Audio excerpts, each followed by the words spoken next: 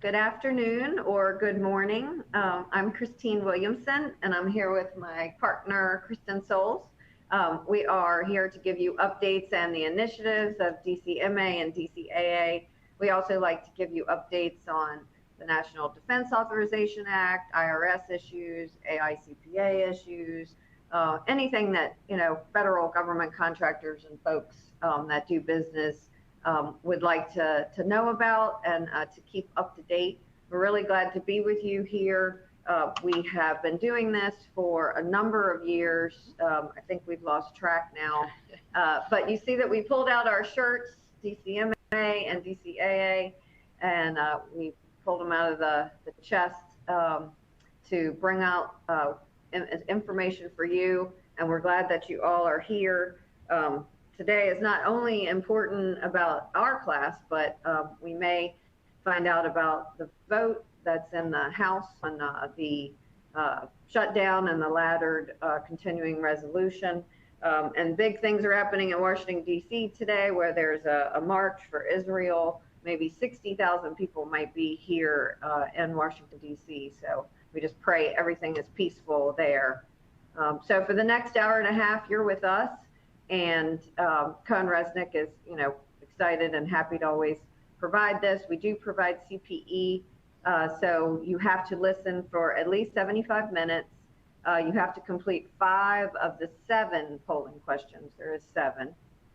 There is an attendee console at the bottom of your screen. So there's a number of widgets and things that you can resize. You can make us bigger. You can slide information bigger. And if you have questions, please put them in the chat. You know that we love the questions. We do have a lot of information, so we might not be able to answer all of them or look at them as we go through, but we'll definitely get back with you afterwards. There's not a dial-in number. This audio should be streaming right through your computer. There is a survey at the end that we really enjoy having that feedback from you on what type of classes we should have. And then in about several hours, you'll get an email with a link to this, and you can listen to it again because it's going to be so interesting.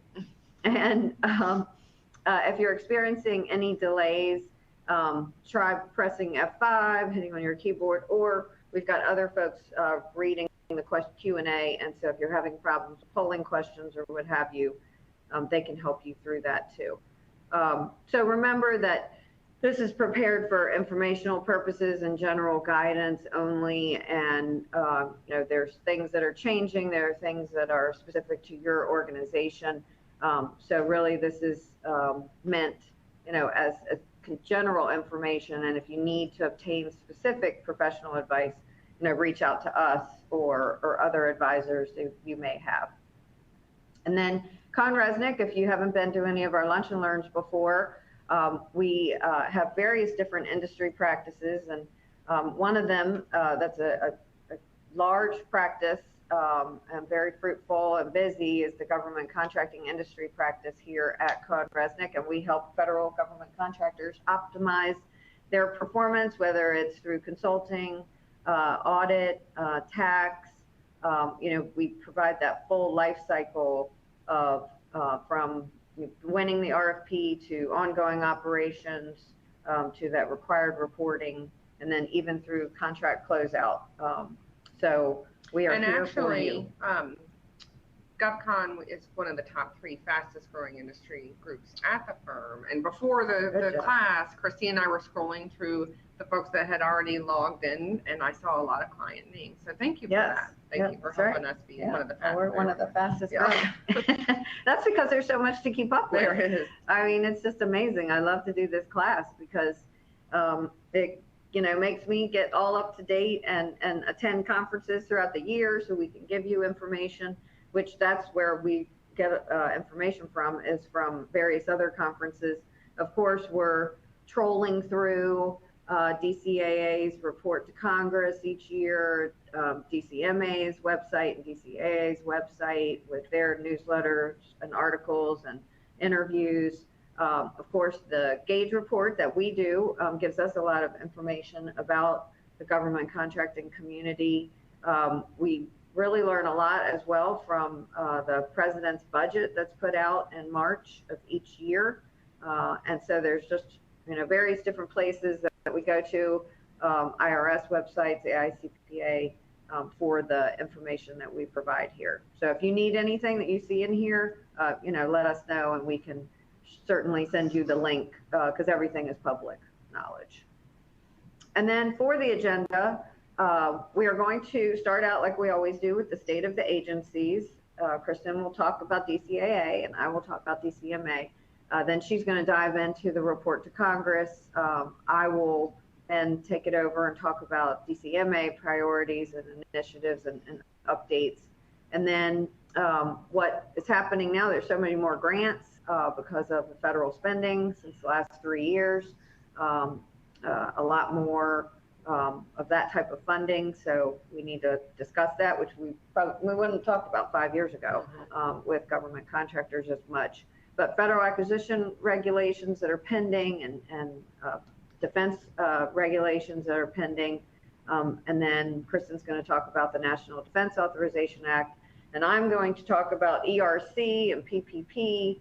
I'm going to talk about beneficial ownership reporting and 1099-K reporting, and some other really key things that you need to know about your part of operating and helping run your business and managing it. Yeah, so hang in there for that, because we were just discussing, sometimes the other update section is slim, but this year wound up being pretty chock full of important stuff. So it did, yeah. So we're going to go as quickly as we can to get through everything. And there we are about 10 years ago in our shirts. That's how old the shirts are. We might need new shirts next time. At least we still fit into the shirt. Yes, yes. So thank you all for supporting us. I know there's many of you out there that enjoy this class, and this is our most attended class. So thank you for that.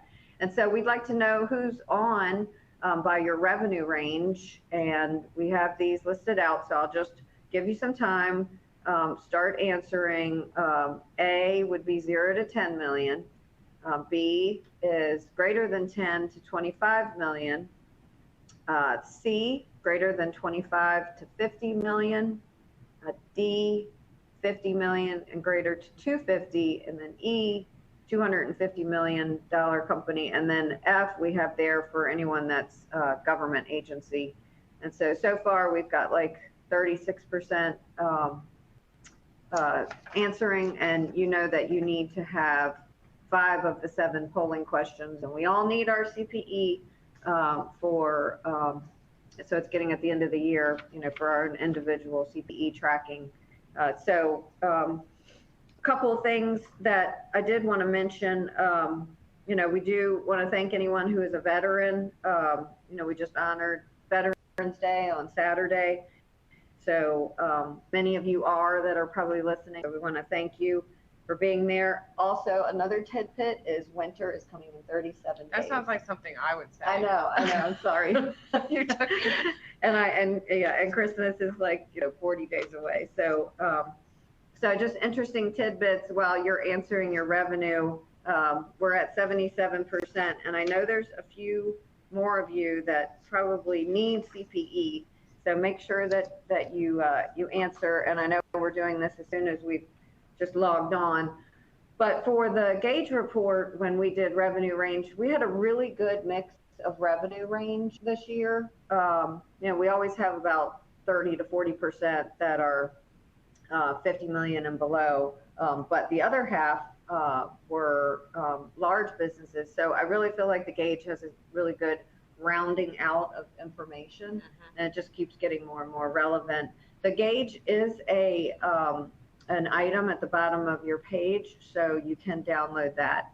And we're at 80%, so I think we should. They get another chance. Yep, you'll get another chance. So just listen up. All right. So look at that. Pretty similar to the gauge, that we have a good amount, and we have a pretty even higher amount of large businesses, and then 8% that are with the government. So thank you all for being here. All right, so let's go jump right into the state of the agencies. And Kristen, you want to, ladies first. Ladies first. Okay, yeah. So Terry was appointed to the head of the DCAA back in July of 2022. So she just hit over a year this past year.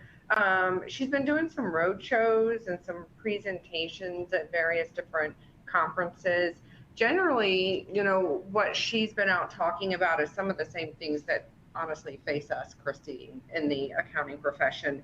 Struggles with crisis of talent in accounting. There's less people entering college in the accounting majors, less people graduating, less people going for CPAs, more people potentially leaving the profession and doing other things. So they're working through that just like every CPA firm is.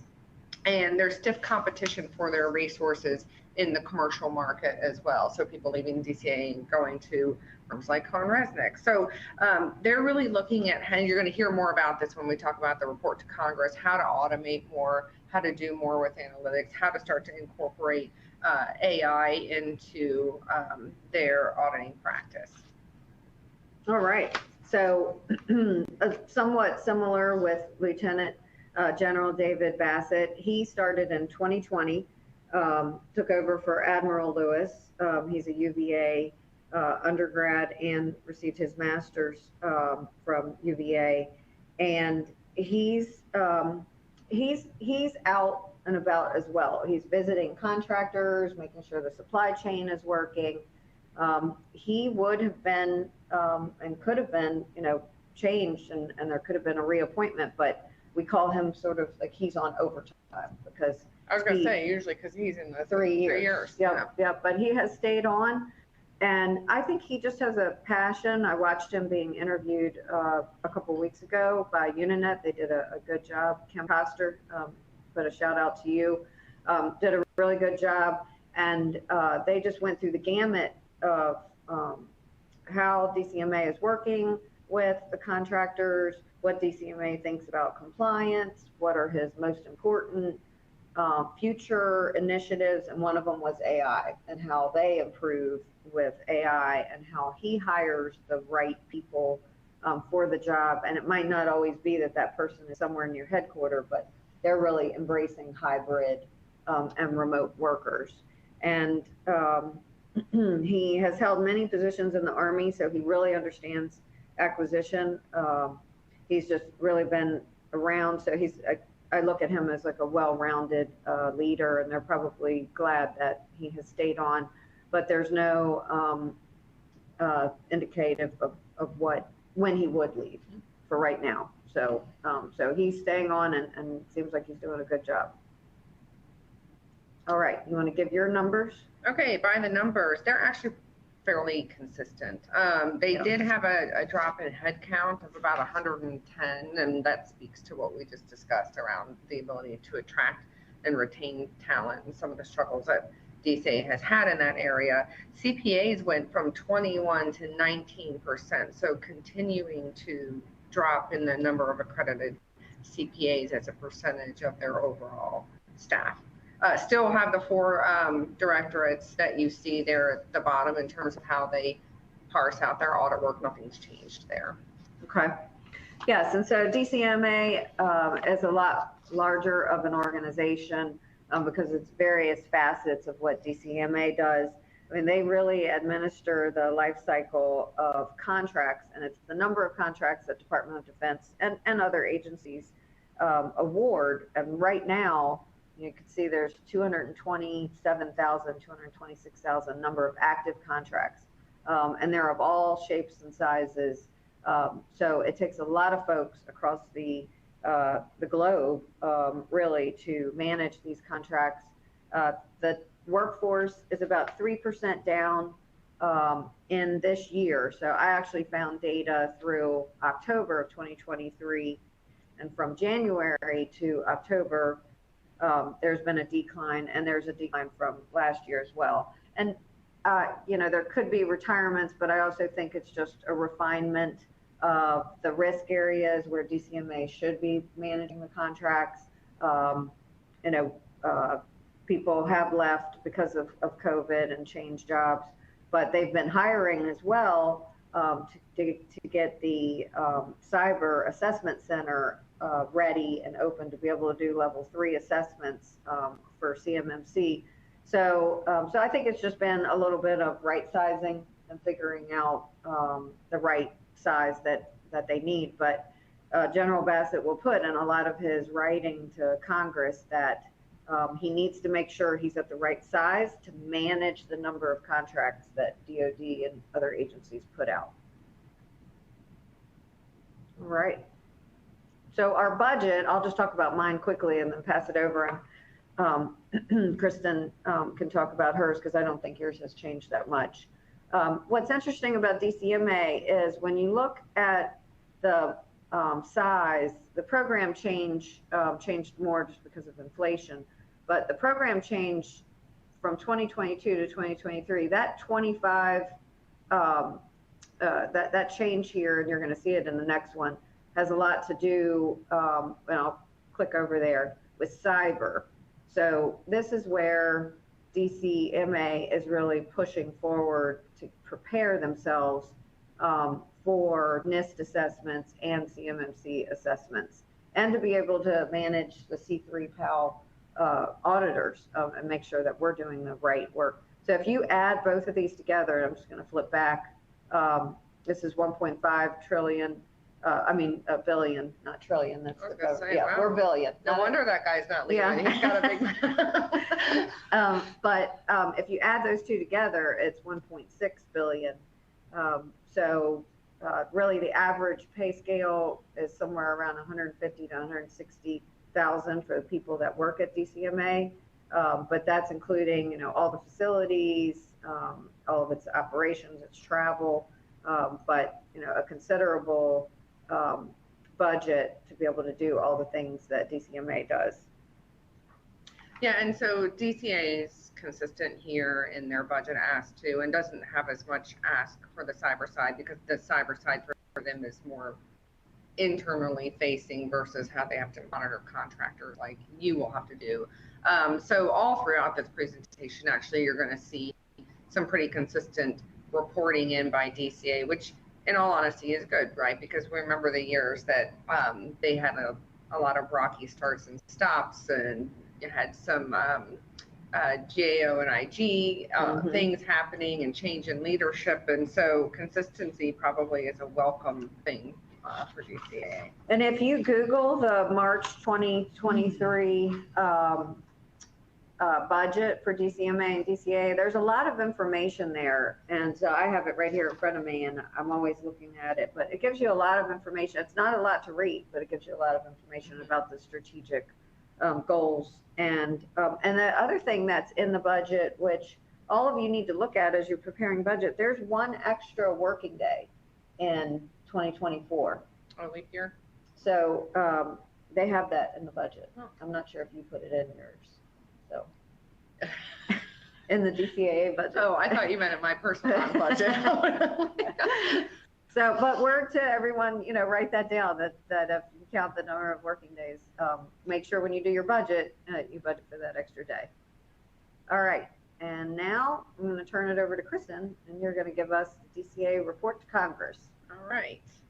Okay, so just a reminder for everybody, we're still in the same set of strategic goals that run through 2025 for DCAA. So every report to Congress reports in according to these three goals, how they're strengthening alliances, especially with you, how we're getting closer together. How we're aligning products and services to be flexible, and then recruiting, cultivating, retaining an empowered workforce. So there is reporting in on all of those things. So I highlighted here some of the more interesting things I thought came through in the report. So you'll see here where she's starting to talk about the challenge of hiring auditors. DCAA requires 400 new auditors each year. And this is really interesting. Their current workforce is the lowest it has been in the last 5 years. Wow. Which is pretty astounding.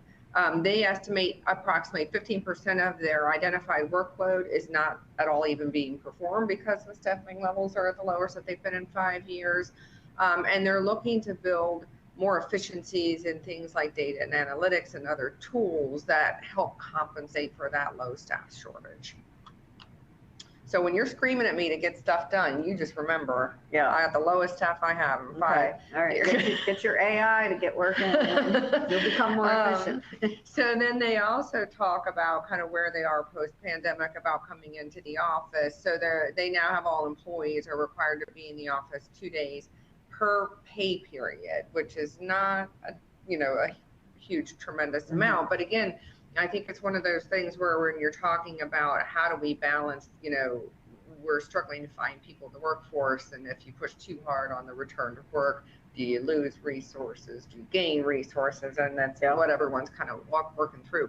But they did also talk about getting back to the Defense Contract Audit Institute and returning to those live teaching of classes, which I know all of us have found that while these webinars are great, I think you just get so much more value out of being in a live teaching format where you can hear others asking questions and just have a little bit more interactive dialogue to solidify what you're learning. They are looking at examining office footprint and trying to reduce the cost of office space. I think you guys are doing that as well. Yep. So we'll see, what happens with many businesses commercial real estate. The next couple of years of commercial real estate is going to be rocky. This I thought was really interesting. So they established this operations, business enterprise, and data intelligence division. It reminds me of a quote, Christine, I heard once, that the future of accounting is data scientists. So what they did here is they opened this group, and they've got folks in there that are data scientists, research analysts, database administrators, but they're really trying, again, to innovate on how to leverage technologies, AI and other things to speed up or automate how they audit and to counterbalance that shortage of folks that they have coming into the agency. No, that's good. They may have something that maybe a lot of other businesses need to do. Yeah. And I did see this because, and this pertains to you, the last sentence is interesting where it talks about that they're really trying to ensure that it aligns with DoD's goal to become a data-centric DoD. Just a reminder that DCAA also has to have an external peer review, just like we do, just like every CPA firm has to do. They have to have that every 3 years. July 22 was their latest one, and they received a rating of pass, so they're good for a little while longer. Good. All those problems that they had in the past are behind them. Yeah, I think they've had two ratings of pass in a row since that. Yeah. Okay, so ROI. So you can see here the ROI. I did highlight here. Oh, there you go. I couldn't see that last part, Christine. I did highlight here. You can see in FY21, they had a claims and terminations amount of $20.04. Now we're back down to $226. $226 is actually for ROI on claims and terminations is closer to what it was. Like the FY21 was just an anomaly. They must have had some huge claims and terminations come through either as a result of the pandemic and it showed up there, but it's now back down to its normal levels. I did want to highlight here because it'll show up in a couple of more slides. The ROI is the highest on forward pricing at $22.05. So I wondered about that. Yeah, you'll see that show up soon. But if you think about it, I don't know. I know it's ROI, but it's like you're catching it beforehand, so you're not really getting it back. You're stopping it from happening. But anyway, we'll talk through that. So let's look at audit reports issued. Very consistent. Now it is dropping, and we talked about the drop in workforce. 15% of things might not be getting actually done. What's interesting here is that the third-party public accounting firms that have contracts with the DCAA to do some of the incurred cost audits, they're still averaging like between 100, 150 of these audits per year. So that has been one way to kind of extend DCAA's workforce a bit.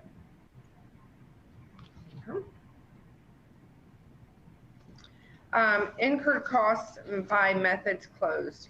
The interesting thing here actually is while your eye is drawn to the bottom that the numbers are dropping, but actually the percentage of low risk memos to reports is increasing year over year. So it was about 17, 18% in FY19. It was 18% was the reports to the total. Now it's 15%. So the percentage of low risk memos is increasing as a percentage of the total. Again, that may be, I will tell you, I know that, in the guidance, you're not supposed to have more than 2 years of low risk memos in a row. I have quite a few clients that have gotten more than 2 years in a row. So I think, and you have to, then So I think, as not having the number of people that can do all of this work, that low risk memo is getting used a little more often than it's also was originally intended to. It's also somewhat indicative of Department of Defense is issuing out more fixed price contracts, so there's less to audit. So maybe there is a way that they can do low risk by looking at the participation. Yep. So I mean, that saves the taxpayer money for DCA to spend time on forward pricing. Which is probably really where you can see they get the biggest bang for their buck. Yep. Oh, you know what? Let me go back. No. It's next. Sorry, I'm yanking you guys around. So here's the average days to complete. I think we've settled in. I think we've settled in. It's about 200 days for them to see. And you'll see in the backlog that this isn't creating an enormous amount of backlog, so this seems to be just about right. To be fair, they could probably do it faster than this, but everyone's got their businesses to run and can only respond so quickly to audit requests. So this looks to be about the right balance between what contractors are able to support and what DCA is able to get And through. it's really rare for us to do financial statements now and to have, a closed year be out a year or two. Yeah, when you disclose that in the footnotes. Right, and that usually gets disclosed in your financial statements. So for those of you, thinking about that, that is why the auditors ask, because that is a risk, for the reader of your financials. So it is good to see that they have balanced out and figured out how many days it really takes to complete them and to keep that backlog down. Speaking of backlog, thanks, Christine. So you can see the backlog year over year, FY21 to FY22. The biggest dent in the backlog was in the 2020, dropping it from 16 down to 9. There's some other legal reasons why some of those other ones are hanging out there, but basically if you see that backlog that's happening in the recent years, they're churning through that fairly quickly, and the stuff that remains really is hung up for one reason or another. That's not necessarily because they didn't start it like back in the day. All right. And DCMA is helping with that too, where if administratively they can get the company to unilaterally close it out or get the information. So I think DCA and DCMA are working well together in this area as well too. Okay, this was the one that I was searching for. So question cost sustained, we've always been about above 50% for the last few years, and this is the first year that we dropped below 50%, and a large part of that was because of the number of forward pricing audits went down. Remember, you saw that was the highest ROI. So when the number of those forward pricing audits starts to decrease, it makes the material difference in the percent sustained overall because it carries with it such a high ROI. So it'll be interesting to see these numbers without the forward pricing. Well, and you've got it. I've got it, there Christine. We go. All right. Next slide. so you can see here forward pricing is 56.2% suspension percentage, and then you can go on down the line here. The moral of this slide is, if you want to push your luck on fighting a DCA finding, do it in incurred cost and business systems, because your likelihood is 75% that you'll be successful when you go up against that. Yeah, much harder in the forward pricing. Yeah. Okay. And to be honest, we have a poll, so go ahead, you guys start answering it. Go ahead. Yeah, you guys start answering. Let's talk through that first. In the past year, what was the amount of question costs from your company's last incurred cost submission?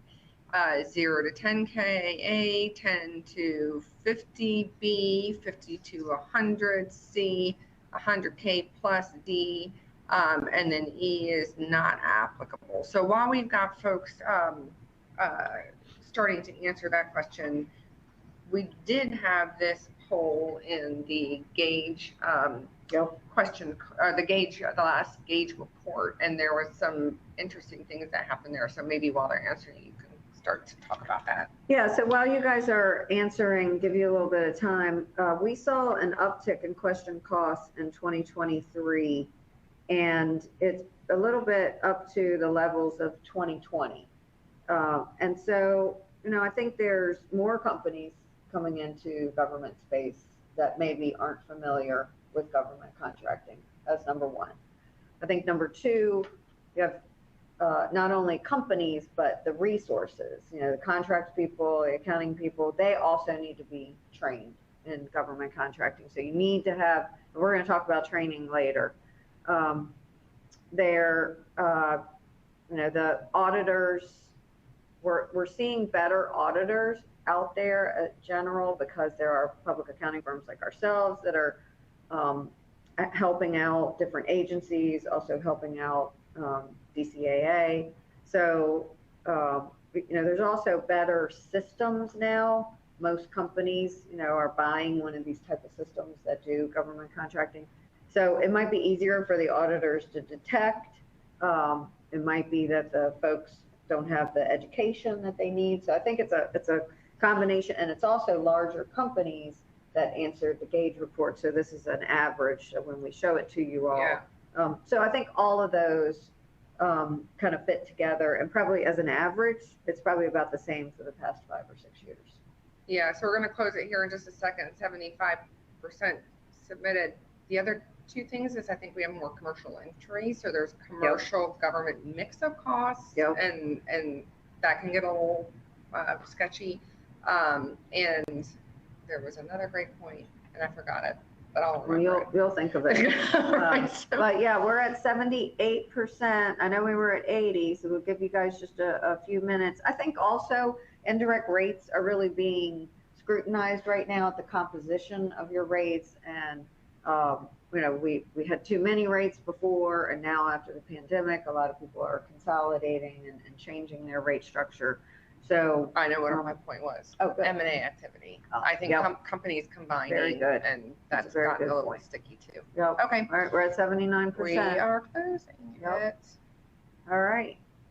So, so yeah, I would say that you all are doing a little bit better than the respondents of the gauge report, although there was about 14% that had greater than 50,000 of question cost.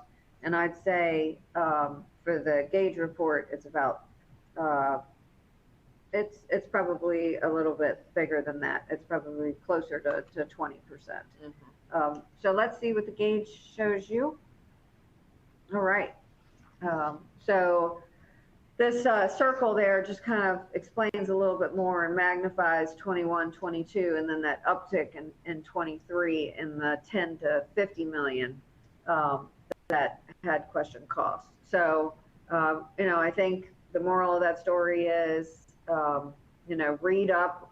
We learn something new on government contracting every day. If you're getting new contracts, new types of costs, you know, break them out as much as you can in your chart of accounts and on your projects, and really talk to professionals and talk to others, because mostly, I mean, somebody has seen it before, and, you know, do it right when you first start out with a new contract versus having to fix it later. Well, and then watch allocability, because allocability is like a double bang for your buck.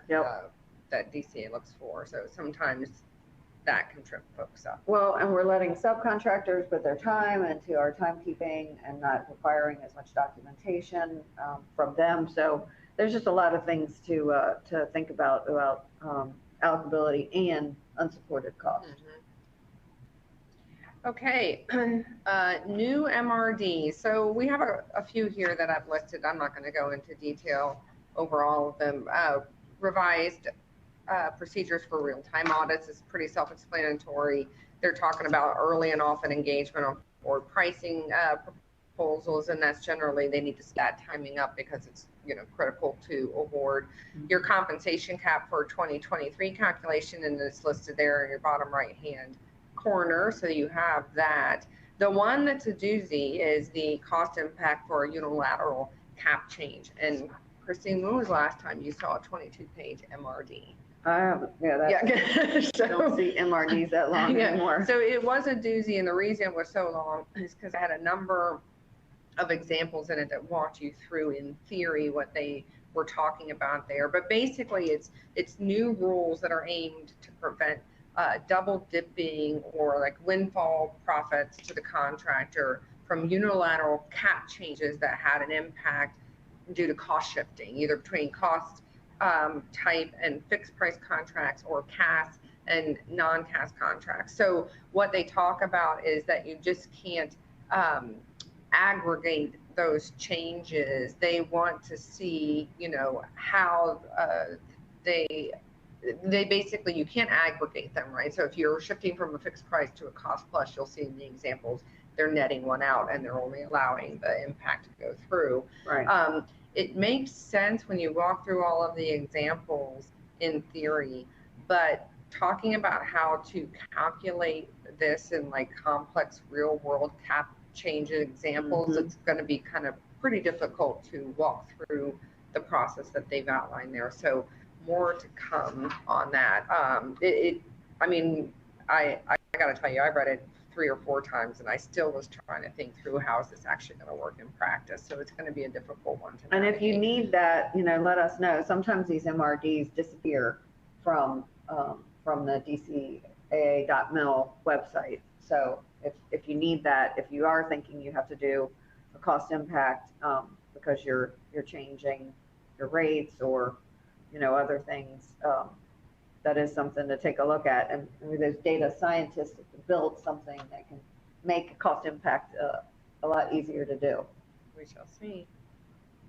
All right, over to you. All righty, so we're in good time. We're at about 1:37, and what I'm going to talk about is DCMA successes and struggles. Like I mentioned, General Bassett took over during the pandemic and is currently in overtime. Most of these appointees are usually here for 3 years. So I think the organization is fortunate to have him on overtime. So we'll see how long that lasts. Just like Kristen mentioned for DCAA, there's a 5-year strategic plan that Bassett created in his second year, and it goes from 2022 to 2026. And I think it really still holds true to the needs of the organization and to the defense industry and taxpayers. And I know that a lot of people within DCMA are managed and they have their performance matrix based on meeting those strategic plans. For last year, they delivered more than 440 million items worth more than like $96 billion. So I'm going to show you a slide on that later.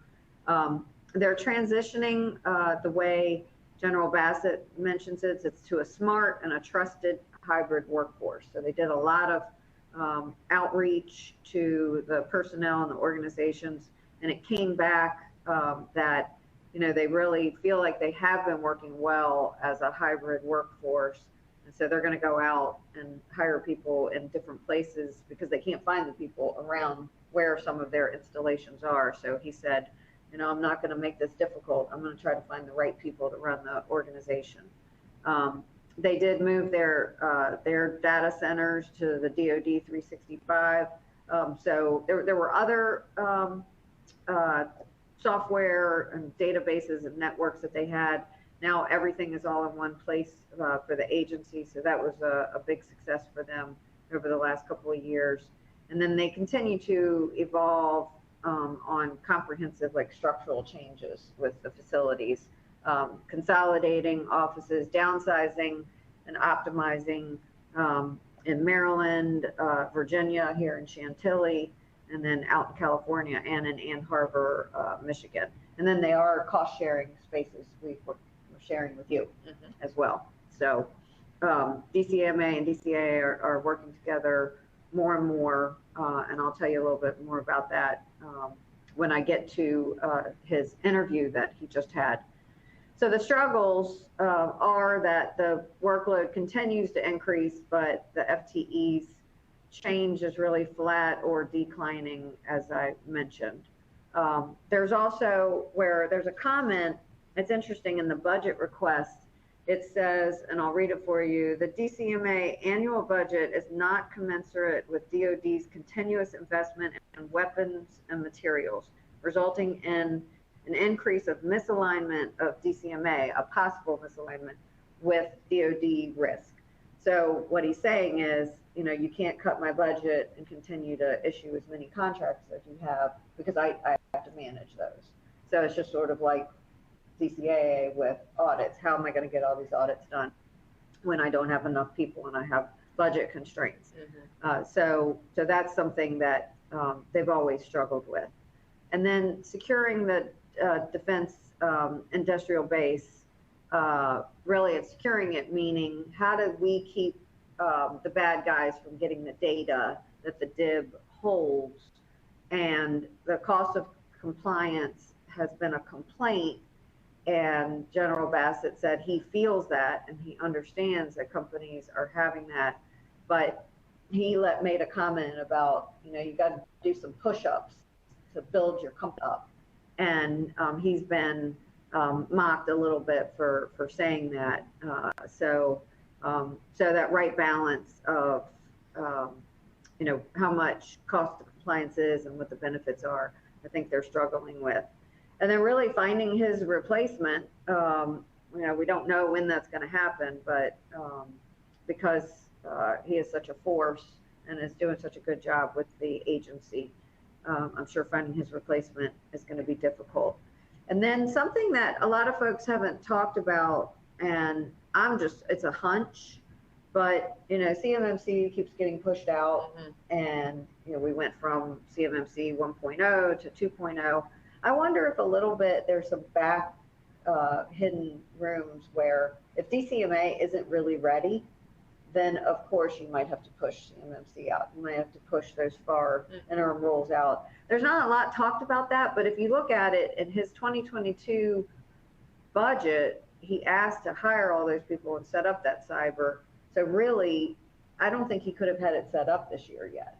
So I just have a hunch that I think the next bullet on the CMMC delay on regulations, I think that delay has also caused where a lot of people are complaining. So the longer you drag out a regulation, of course, the more people that are going to complain about it rather than just putting it in.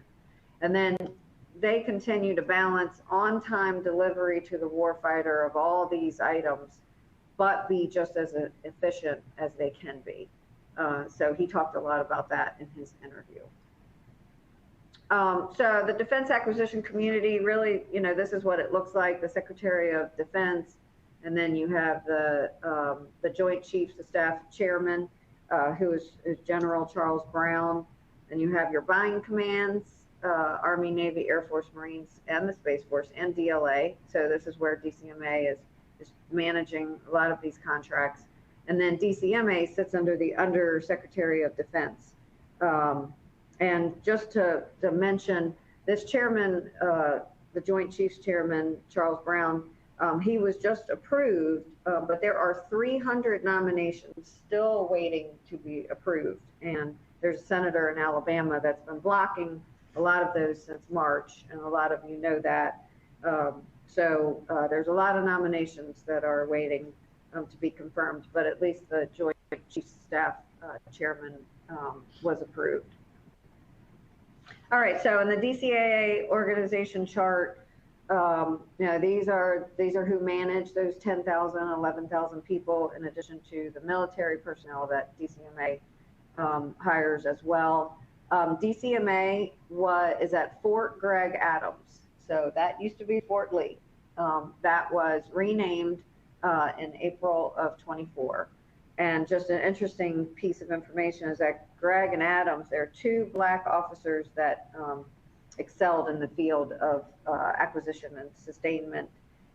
And Greg, Arthur Gregg is his name, he's 94. He's the only living person in Army history to have an installation named after him that is still alive. Yep. So pretty interesting. So you can't say Fort Lee anymore. Fort Greg Adams. You know, you have up there is the director of DCMA coming from the Air Force. Yeah. But it could, I mean, I guess once Space Force starts. It could be. Yeah. Yeah, you'll have to see. And really, this should be 2023 here for Army, or 2024, or it should be to the present because he's still there. Yeah. All right, so the return on investment, and this is how much, you know, the budget is of DCMA compared to the savings. And really that is a goal of DCMA, is to generate, you know, revenue by cost savings and protecting the Department of Defense from paying too much and from taxpayers. In 2022, it was huge, Kristen. It was 4 to 1 based on the budget and how much they saved. I don't know what the biggest trigger was, but over 3 years, it's about a 3 to 1 savings, and over 7 years, it's about 2.8 to 1 that DCMA has been saving. And in the next slide, this will kind of explain to you the numbers, and it's a little bit small for us to read, but 351 million is in cost recovered. So that's litigation, that's cost accounting standards, non-compliance, could be fraud or incurred cost submission settlements, and property claims. And then saved is there in the orange, and that's about 148 million. That's just contract terminations. And then the big one is the cost avoided.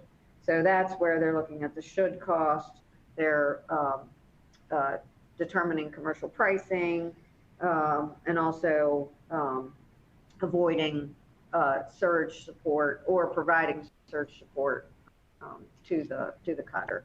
So there you'll see the number of items based on whether it's missiles or aircraft or command vehicles that DCMA is helping to get to the warfighter. And this is their strategic lines of effort of goals from 22 to 2026. And this isn't as much interesting as this year in their budget. I'm flipping through. They decided that they would talk about aligning their priorities with the National Defense Strategy priority. And I just wanted to highlight some of the words that they use. So in national defense, we talk about defend, deterring, and building. And what DCMA talks about is, yes, in the first goal, defending homeland, deterring attacks and the aggression. And then number 2 also talks about defending homeland through affordability. And then these next 3, 4, and 5 are just the same as what the 4th strategy is for national defense, building a joint force and defense ecosystem by optimizing agency resources, alignment with DoD needs, using transparency and accountability. So those words that I highlighted, those are the words that General Bassett says a lot about DCMA. He says we have to be on time. He says we have to give quality. He says, but I need everything to be affordable. And then I need to be transparent. So he talked about contractors need to be transparent and they need to have accountability, and so does his workforce. And then there you go. He, just like you mentioned, reforming DCMA to use advanced e-tools, artificial intelligence, and to build that resilient joint force. And then invest in the 21st century skills with focusing on recruiting and retaining. So I thought that was really interesting, just comparing them. And he's been consistent with this in his goals and in his communication. So for the budget estimates of DCMA, you have to add both budgets together. You have to add the regular budget and then the cyber budget, and that's the 1.6 billion. So we'll see how that return on investment in the future, whether it goes down or not, because he's going to spend a lot on that DIB CAC. There's going to be it's going to trail. They're not going to see the benefits of the DCAA for probably a couple years. Yep. It's a front-loaded investment. Front-loaded investment, yes. So items that grew in the budget were civilian compensation. There was the compensation and benefits also increased. They're going to hire more pricing individuals, cost and pricing individuals. And he talked about that in the budget. And I don't know how he's going to do these things because travel is opening back up, but they decreased the travel budget. They decreased overseas operations, and the IT contract support services, that's all going away because now that they have all of their data in one location and centralized. So some of the things that he talked about during his recent interview, I thought was really important to talk about. I think I'm okay on time. Yeah, I have a couple minutes. But focusing on the supply chain and specialties.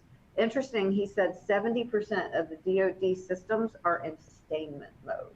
That's a lot. Mm-hmm. That's a lot. It's a lot to sustain. The ROI savings to DoD needs to remain high. So he's saying, don't cut my budget. I like that high return on investment. He also talked about progress payment financing reviews. And I haven't been able to find the report, but he's saying that the primes aren't pushing down, that during COVID, they increased progress payments to 90% of the funding for certain types of contracts, and that primes aren't pushing that same benefit down to subs. So they said, you know, that really doesn't benefit the supply chain. So we need to figure out how can the primes push down paying their subs quicker. And then he talked a lot about soul searching on the 5-year budget. He said that his trajectory of the workforce is going to reduce down to around 9,000. So he's really going to focus on the trusted and the smart advisor, save 30% by consolidating facilities, and then allow more remote and hybrid flexibilities. There's a Keystone program where, you know, it trains workforce and allows senior hires to be non-headquartered, and then balancing that workload with high-risk contractors. He said that from the beginning when he came in. He also said, Kim Coster at Uninet asked him, well, talk to me about the business systems. And he said, they're here to stay. I just want you guys to know. He's like, they're not going anywhere. So we're going to ask about business systems. And, you know, for those of you who are on the fence about getting your business system implemented or looked at, you know, he says, look, all the contractors need to be on the same playing field. It erodes confidence. If not, he said, I'm building, you know, the DCAA teams, which is the Defense Industrial Base Center for, you know, cyber assessments. So he said those are going to keep happening. He says, I can't let some do less than others. He also said that Terry and he are having quarterly meetings. They share a lot of information together. He said the communication's really good, but it was funny. He said he didn't want to hang out with auditors, though, personally. So I got a big kick out of that. And then really balancing the affordability of compliance with controlled unclassified information, what the acceptable levels are, and balancing that all out with protecting the United States. So the interview was really good. And this, once you get this slide deck, take a look at it. But I just thought it was interesting to remind everyone, you know, that the 6 business systems, they were born, you know, in 2011. And just like he said, they're here to stay. The dark blue is what is responsibility for DCMA, and then DCAA is the lighter blue. And just remember that billing and labor, indirect cost, IT, and the accounting overall, you know, all merged into one. I found that old report, and, you know, we always used to use that. Also, just looking at the number of years that these business systems have to be frequently looked at. I do hear from contractors where they complain about this, and, you know, I'm I'm on the side of, there's a lot of changes with businesses, and so I don't think every 3 years to have these looked at is that, it really is is that burdensome. But a lot of companies, are waiting to have DCMA come back and look at purchasing and property, and as well as, waiting for DCAA to come back in. I'll give you some information where they are looking at the frequency, and maybe this year might extend them. Okay, and that's what's next here is that DCMA right now is looking at property audits and saying, well, we've been doing the risk based on 1 to 3 years, but we extend people to 4. So they're looking at, well, should we harmonize that and make earned value also 4 years? And what I think is going to happen is that maybe a comprehensive look is going to be, something's going to be looked at for all the business systems. So we may see something, you may see a couple of them switch to 4. There was actually a pilot program on the business systems about reviewing the contractors' responses to their corrective action plans. And so this has been changed in the FAR that DCAA has and DCMA has more time to look at deficiencies. And it used to be a 10-day window, and now they have 30 days. So it's supposed to help out everyone. And then in the National Defense Authorization Act of 2021, that was where it was brought up that the use of third-party auditors like us should be allowed, and we're still waiting on a publication. There's been a little more buzz around that yeah. lately. Some are saying that it's right behind the CMMC, like they're just trying to get that through first and then come in right behind it. But that'll actually be really good for contractors, because a lot of people want business systems evaluated to be able to, well, let's do this, and then we can. Yeah, we can keep talking about that. So talking about business systems, since these are the cream of the crop, motherhood and apple pie of a government contractor to have, which of the following approved business systems have you experienced as being required on a new solicitation in the past year? So you can select all that apply. So you have A is accounting system, which is the pre-award and post-award, and a 1408. So let's just group them all together, even though there is a big difference on a full accounting system. But as we know, a lot of RFPs allow 1408. The estimating system is B, so check that if you've also had that. Material management accounting system, that's MMAS. The purchasing system, which is also known as CPSR. Then you have property, which is E, and earned value, which is the last one. So there's 6 of them there. Put all that apply. And then I'm going to give you again what happens on the gauge report. So what were you going to say?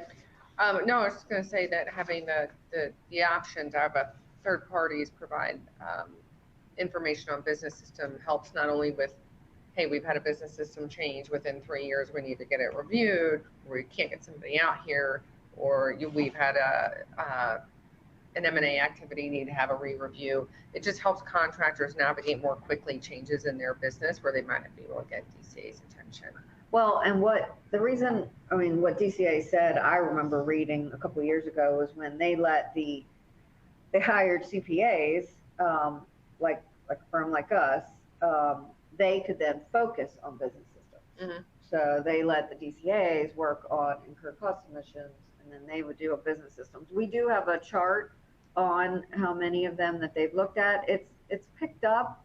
I still think, it should be more, but I think Terry did say as well that they've been doing a lot of training, because I'm not sure that DCA auditors in a lot of different geographical areas knew how to audit estimating, knew how to audit MMAS. They had to do a lot of training. Yep. So, which makes sense. I mean, you've got to train the workforce to be able to do that. And then just get better and faster at the accounting system audits, because when you see, I'm going to see what you guys answer, but when you see what the gauge noticed, the accounting system was very frequently asked for, and in some cases, almost always. So we're at 76% of you There's a good number, so just making sure we get you all in there. We don't want anybody complaining that you weren't able to answer the poll. And we do see some of these questions in here. So one of them, if you have an accounting system review letter, is it only good for 3 years? So it is supposed to expire. It doesn't mean your system is disapproved, but that letter for, let's say, the new contracting officer that's looking at your proposal, you know, they don't really know. So that could cost them in the long run if something has happened, the system hasn't been kept up. They aren't supposed to rely on it. And if you're submitting it as part of an RFP, it could be kicked It could be kicked out if that's a requirement that they put in, that it's any older than 3 years. That some of them even say, if it's older than 3 years, please provide an updated letter or something, which is it's really hard to get. Yep. Because really you need a new, you need another audit. So I would, you know, submit that and then say, you know, if it's needed, you know, you will hire an outside accounting firm to do the review or have it done as soon as a contract award. All right, closing the poll. Closing the poll. 87% said that they have seen a pre-award or post-award. Purchasing is up there too. Purchasing at 38%. Look at that. EVMS close to 18%. And then 21% for estimating. Very good. Yes. All right. We have some senior and mature businesses on here that are doing a lot of bidding with the federal government. And here you see that with the Gauge report, we asked these questions earlier in the year. I think if I gave you those percentages, we'd be pretty close or maybe even a little heavier in earned value for what the Gauge report is compared to the respondents. All right, and then here, I won't spend any time on it, but when you download the Gauge, take a look at this, and it gives you a comparison between 2022 and 2023 of the types of audits that your company endured last year. We break it down by revenue size and by employee size. So something really good to look at, especially since it's budget season.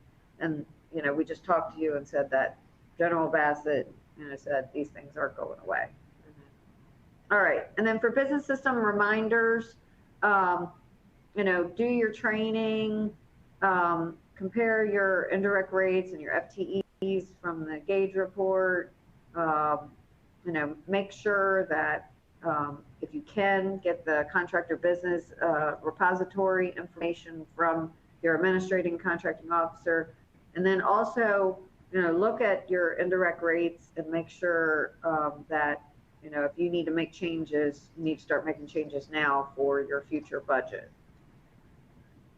And then I just wanted to leave this in here. Kristen wanted me to take it out, but I wanted to leave it in about business systems. I circled it, and it's small, so you can see my eyes squinting. But here's where DCAA, so this is MMAS, estimating and accounting, that they say they're going to do 125 of these. And they did do, their objective was to do 123. They did 147 actual. So it's, you know, I think these numbers are going to keep increasing. Mm-hmm. All right, so I'll turn it over to you to talk about grants and pending FAR and DFAR rules. All right. How are we doing? That's what I was going to ask you. Okay, so grant updates. So this is the section that we wouldn't have really talked about much prior to, but if you take a look, infrastructure, IIJA is putting $550 million in new grants into the industry. DHS federal and cyber grants authorized $1 billion to help state and local governments close cybersecurity gaps. We're actually starting to see that money now funnel down to the states and being procured, where in some cases we're actually helping some of the states with that.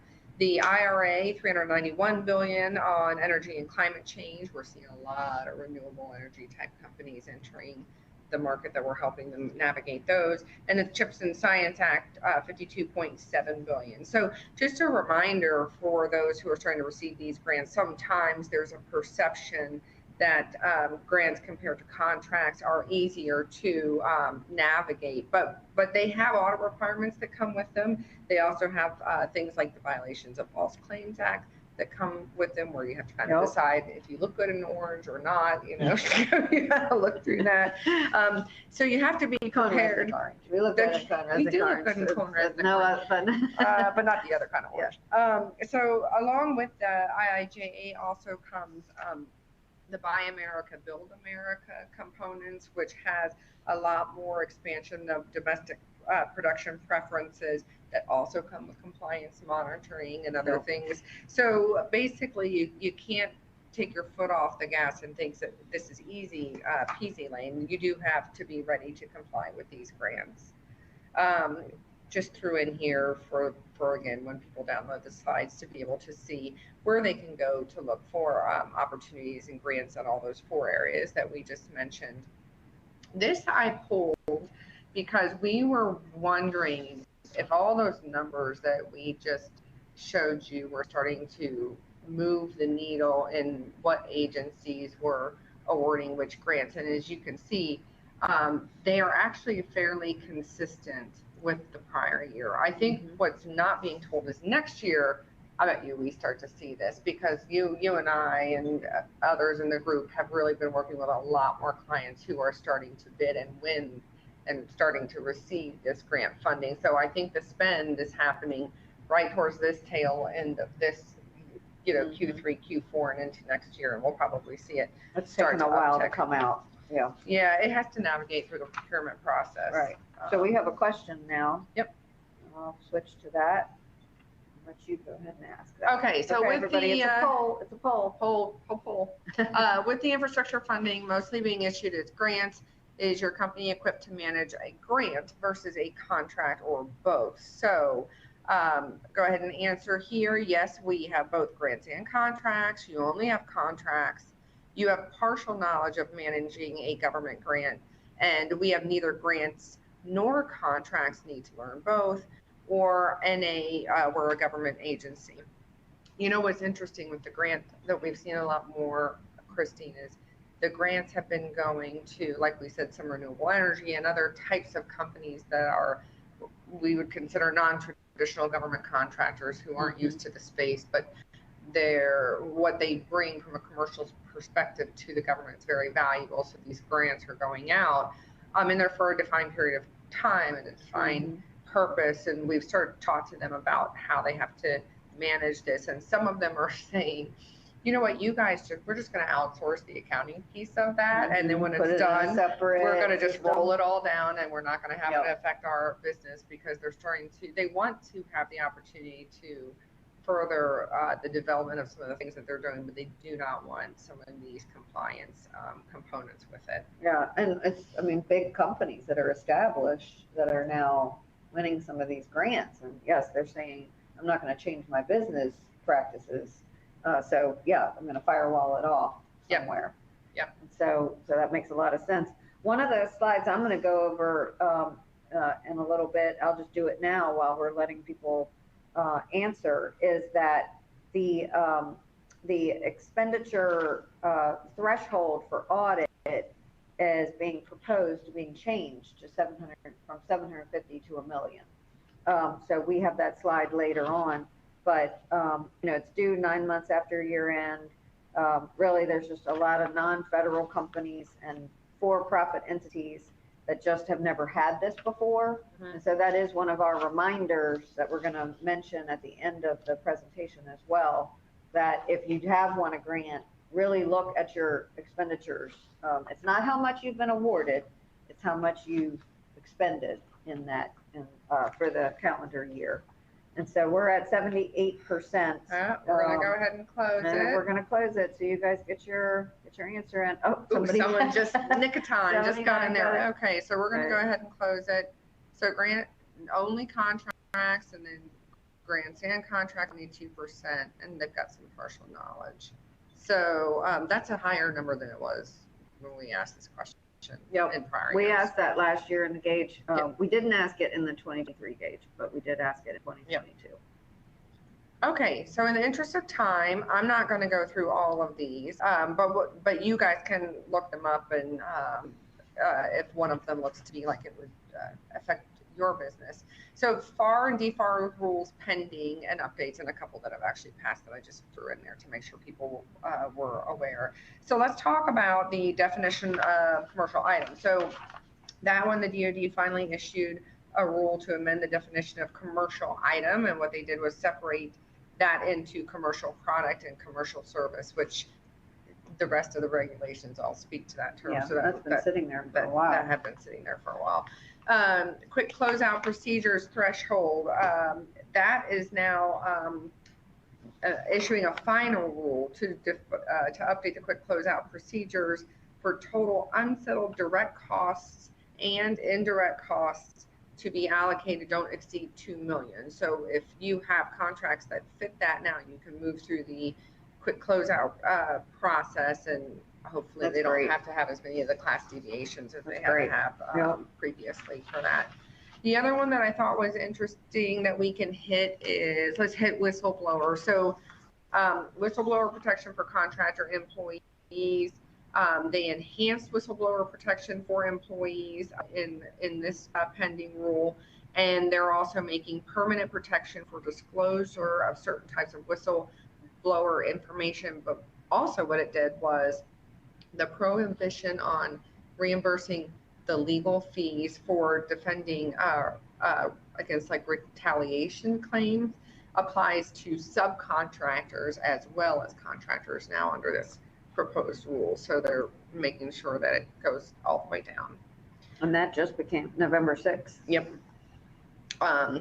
Cyber threat and incident reporting. So there was a couple of different, you said we research a bunch of stuff when we do this. There's a couple of repeating things. Cyber protection and notification of breach, because there's two types of companies, right? Those companies that have already been breached and know it, and those that don't know it. So what they want to do is there's like 50 million different types of cyber breach notification requirements depending on the agency or the type of contract, and they're really trying to streamline that and push sharing of notification across multiple different groups within the government. So that kind of addresses that.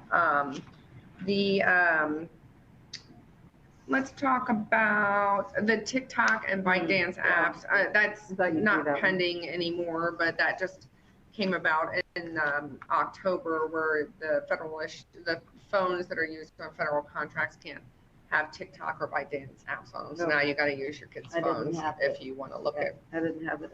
You do? I didn't either. So then disclosures, working on China and covered contracts. So that was another repeating theme. You'll see quite a lot where trying to narrow down conflicts of interest, disclosures of folks who've had past performance or past ties with the Chinese government or Russian government. You'll see that come up quite a bit. Moving over to proposed and pending rules. So protest on orders set aside for small businesses. So that one really, and then representation of size and socioeconomic status too. Both of those talk about when it's appropriate in terms of timing to have a protest on a multiple award contract. So when those task orders are actually being let out and there's multiple award contracts and pieces of them are set aside, and when you can protest those, that's all outlined in that proposed and pending ruling. The DFARS Buy America Act requirement, so another common theme that you'll see, increasing domestic production, preference for domestic production. That is talked about there, where they're trying to start to increase the domestic content threshold, and then they've got tiered increases thereafter to be able to do additional production in the U.S. Okay, good. Okay. NDAA. NDAA. All right, so just listed here so you can take a look at the NDAA. We talked about right before this, we looked it up, and it's still in the resolving differences phase. Well, actually, did you say it was 2 o'clock they were going to vote? Well, the shutdown, they're going to vote on the shutdown, too. but I did talk to Madison Services Group Elizabeth Sullivan, give you a shout out. I was just telling Kristen that I talked to her last night, and she said that the NDAA has approval bipartisan. They're just working through a few things. She doesn't see that is going to get hung up, and that should get approved in December when they come back. And they're going to be off for a week, and they're going to be off for another week in December. But mid-December is usually when the NDAA gets approved. Okay. So let's take a look at some of the more interesting highlights of that NDAA. So there's some spicy stuff in here, Christine. Spicy stuff. So the pilot program, Section 804, pilot program to determine whether certain contractors that unsuccessfully protested contracts should be required to reimburse the DoD for costs to the government of conducting that protest. Well, that's been talked about for a while. That would that pilot program would start 2 years after the NDA was approved and ended the 5-year mark. So we wouldn't see results of any type of pilot program for another 5 years there. But they're definitely one, I think, as the number of increased protests and that delays the actual start of work. They're trying to figure out how to move through that. Section 806, looking to do a feasibility and advisability study for establishing default commercial determination for products and services. So this is like flipping everything upside down. You know how you're innocent until proven guilty? Mm-hmm. This is like you're guilty until proven. So if you know, now it's like you have to prove commerciality, but this study, they're saying, can we just say everything commercial, and the government has to prove that it's not. So that would be a big shift for DCMA to administer. It also would change the budget going up. Yeah, it would also change dramatically what the DCAA would have to audit, because if a majority of things started passing through as commercial, you know, that's not necessarily an audit requirement. So that would be really new types of audits. Yeah, I told you it was spicy. Yep. Section 808. Contractors have to disclose any previous contracts or award from covered entities. So again, disclosing what you've had in terms of connections to the People's Republic of China or the Russian Federation. That has with it a prohibition that you aren't supposed to award to those employees or those covered contractors. Okay. And if they misrepresent to you, then it's department. Well, there's going to be a way to track all this through beneficial ownership. So I'll tell you about that in a minute. Okay. Section 817, pilot program again on higher progress payment rates to incentivize contractors to meet certain criteria. So meeting small business contracting goals, adhering to delivery schedule. Also in there, kind of is if you have a lack of level 3 and 4 business system findings, that's in there as well. And then if you have acceptable business system, that would allow you to get higher progress payment rates as well. I like that. Yeah. So business systems aren't going around, right? They're already having things tied to them. Big time. So Section 815 would exempt software contracts from EVMS requirements, and they're also looking at pushing up the dollar value threshold. So it would be from 20 million to 50 million to have EVM policies and processes, and from 50 million to 100 million before you would need an actual EVM system. We have to update our checklist. Yeah. That happens. Yeah. Okay. So maybe that one doesn't go to every 4 years, but maybe this instead is how they address that. Section 819, again, looking at conflicts of interest with regards to People's Republic of China or the Russian Federation. If you do have those connections and you're a covered entity, you're going to have additional surveillance around you. So it's another repeating theme here. Section 844, amending the Small Business Act to provide measures to encourage DoD contractors to provide more timely payments to subcontractors. And so we talked about that, right, where the small businesses are sometimes hurting because they're not getting those. And some of those incentives talk about incorporating into the primes past performance if they have issues of not paying their subcontractors. So that could show up in future awards. There's a lot of discussion about that and how would contracting officers grade prime on how well they're taking care of their subs, which is a dicey area. All right, so what if the federal government shuts down on Friday night, midnight, they don't pass something today? Here's a chart for you.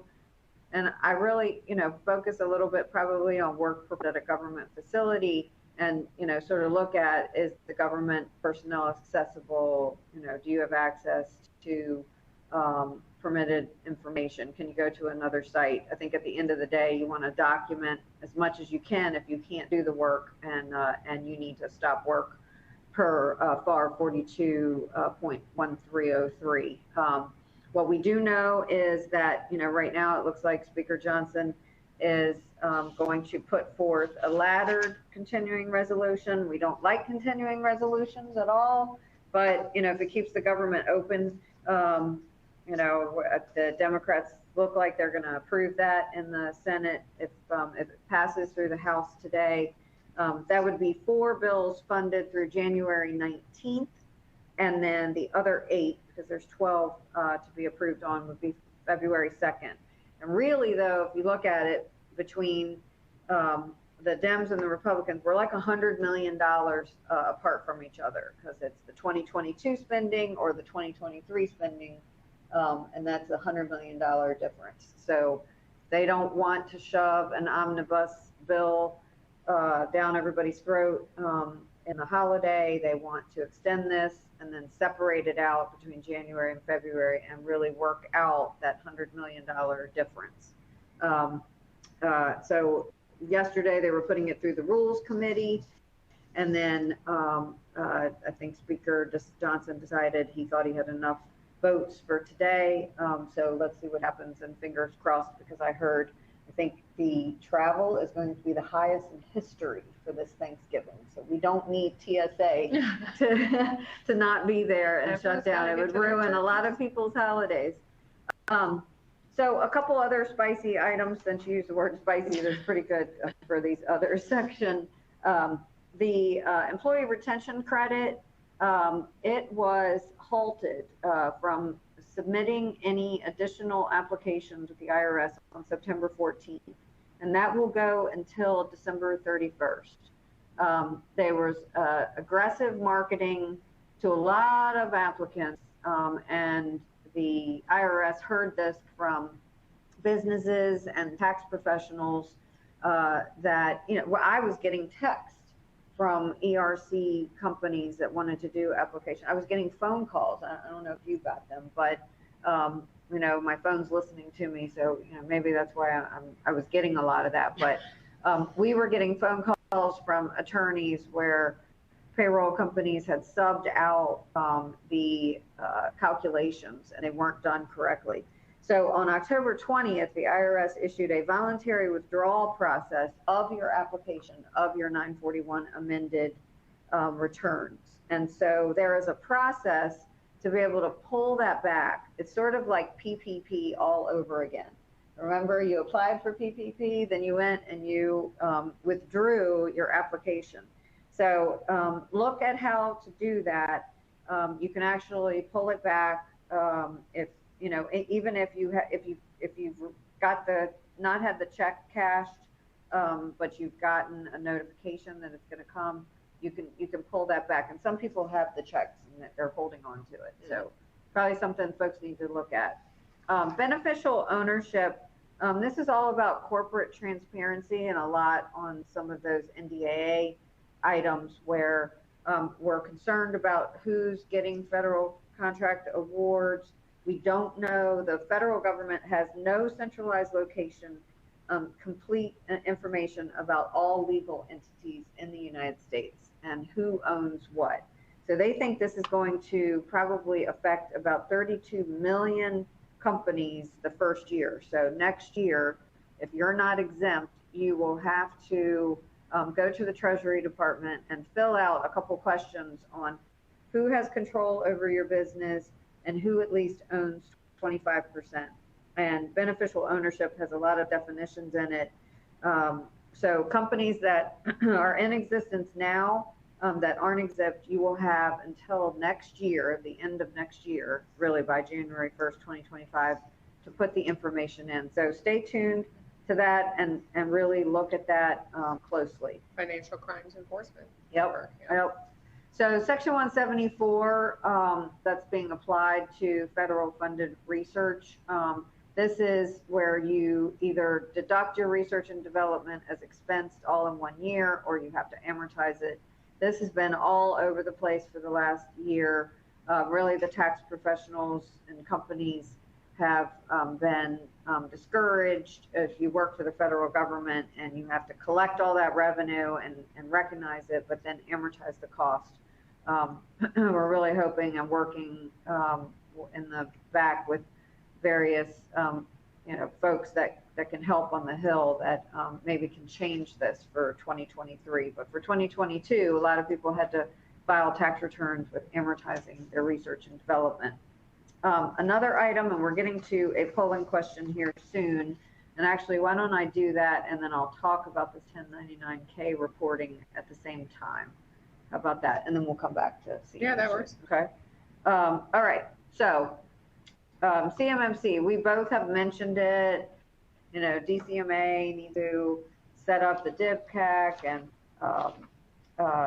there's a timeline for CMMC, and there's 3 levels now. There's level 1, level 2, and level 3. Level 1, you can pretty much self-assess yourself. So when do you hope to be CMMC ready level 2? Is it Q3, Q4 of this year, of 2024? So that gives you, a good year, maybe a little less than a year. Or could it be the first quarter and second quarter of 2025, or the third and fourth quarter of 2025, or your company hasn't set a target date, or they think they're exempt. So why don't you talk about the timeline? I can do this real quick and then we can skip it. So the timeline now is that the CMMC prog is finally in the rulemaking phase, final rulemaking phase, expected to be published final late 2024, early 2025, and that by Q2, Q3 of 2025, we'll start to see those CMMC requirements show up as part of RFIs and RFP with full implementation in 2027. So the reason we're asking about when you expect to be ready is it generally takes anywhere between 18 to 24 months for CMMC level 2 readiness to go all the way through where they actually can receive those RFPs. There's only 48 C3PAO currently in the ecosystem. So if you think about the number of folks that are going to try and get level 2 ready, 18 to 24 months, 48, it's going to, and prices are going to skyrocket. So for everyone who's anyone like my husband who's going to wait to the last minute is going to pay more for CMMC readiness services and risk not being ready. Well, and they're just going to get in the back of the line. So if you talk to your C3 pal now, and they say, all right, well, we'll get you in the queue to be able to do that audit. Yep. So it is really important. So we're at 74%. While you guys are answering this about CMMC, this is something that we're all going to be subjected to, which is the 1099K reporting. And so this is where, you've received payments online using an online payment system, and give some reimbursements of personal expenses. I reimburse you for sending flowers to. You're talking like Venmo and other things. Yeah. PayPal. Gifts and reimbursements should not be reported on the 1099K, but you probably know that Venmo, PayPal, they're going to have some mistakes in this first year of reporting. But if you sell items for a hobby, through these mechanisms, it's going to be reported on the 1099K, or it could be reported. And then you are going to have to figure out how much did I buy that for, if I'm selling tickets, and how much did I sell them for? So if I bought Commander tickets for $300 and I sell them to you for $400, I have a $100 gain. I have to report that. If I have a loss, it's going to go on Schedule D with the rest of my losses, and then you'll figure out whether or not you can report that, and probably can't. So there's just a lot of facts. There's a lot of truth and non-truth to what's going on with the 1099K, and it affects everybody on here. So you really need to look at that. All right, so let's look at our polling question. So look at this. So 31% say they haven't set a target, but 34% That's good. have set a target for being ready for level 2 by the end of the year. And then you have folks that 24% aren't. Yeah, if you haven't set a target, talk to us. We can help kind of map it out. Yeah. So it's 2:30, Christine. Yeah. We probably should move to polling questions. Yes. 6 as Yeah. well. Let's not talk about PPP. PPP makes me mad, and I can talk about 8A while we're. We have one more polling question. Just to make sure everyone gets an opportunity. Yeah. So what was the last time you changed your indirect rate structure within the past year, 2 or 3 years ago, 4 or more years ago, and never? And the reason we're asking this is because we have seen an increase in people re-engineering indirect rates and kind of like your should cost reviews, really thinking through how to be competitive, how to do cost reduction analysis and incorporate that into an indirect rate re-engineering. Right. So, so just a little update on the 8A program. If you haven't heard yet, the 8A had to temporarily suspend taking new 8A applications for a little while. It has been reopened. There is a new application process where you have to write a narrative and explain how you can show evidence of being disadvantaged. So it is not just economically being disadvantaged, but it is socially being disadvantaged. There are explanations on the 8A website on how to fill that out. If you do have an 8A designation now, you should submit a narrative, or you should be looking at the website or talking to your business operations specialist with SBA and making sure you don't have any awards that are pending, because any new awards, there's no presumption of social disadvantage anymore. That is gone. That court case threw that out, and so that's why SBA had to take a step back and say, wait a minute, all new applications need to prove their social disadvantage. It could be at any time of your life where there was an incident that impacted your entry or advancement into the business world. And the big thing now that I was telling Kristen about is that anybody can file for 8A now. So if you were socially disadvantaged. So that's a big, big change for a lot of people, but it's a big change if you're already 8A and you haven't submitted that new narrative. Folks really need to submit that out. There's not going to be any extension of time for the program because of this. If your application is there, I talked to Rob Wong today, and he was a former high executive with SBA in the 8A program. He said that it could take 90 days to review your application. So just, if you want to reach out about the 8A program, reach out to me and I can have a conversation with you and Rob. And he's helping folks across the board, small and large, get these new narratives in. So I think that's really interesting. And there we go. And we're right. at time. We're at time, so we're going to hit the button. And see that a lot of people are changing their indirect rates. Wow. Yep. Very good. All right. So reminders here, review your shutdown chart, 1 year to the presidential election. Can you believe it? Assess your business systems, engage your C3 PAL. Which we're one of. Yep. Look at the gauge report. And if you have any grants, look at how much you've expended. And thank you for attending. If you'd like more information, we'd love to hear from you. So if you could also answer this for us. If you have information that you need something on this webinar right away, let us know. If you have an immediate need, that's question C. If you don't need anything further, that's fine too.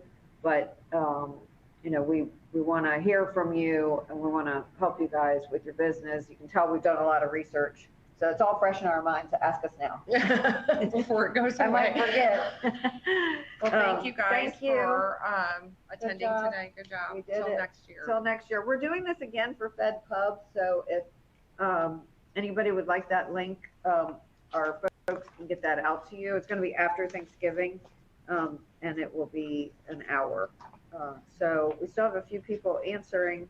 I think we covered it all, and there was a lot to cover. The only thing, the PPP, you know, there's a report out that talks about, as you guys are answering that, PPP is, okay, the fraud they're thinking is about 17% right now of the total funds dispersed. It's really sad that there's that many people out there that defaulted on the loan, took it out when they were in a foreign country, you know, just bad characters out there that took out PPP. So thank you all again for attending. We have 51% of you that answered this poll. For a bit, so I think we're good. Yeah. Okay, good. And there's some links for you to go to our website, the Gauge Report, Infrastructure Resource Center, and the benchmarking tool. So thank you all for being here. Sorry we went over a little bit, and everybody have a good day, and let's pray the House can pass continuing resolution. If that's the best we can get, I guess we'll take it. We'll take it. Thank you very much. Bye. Bye.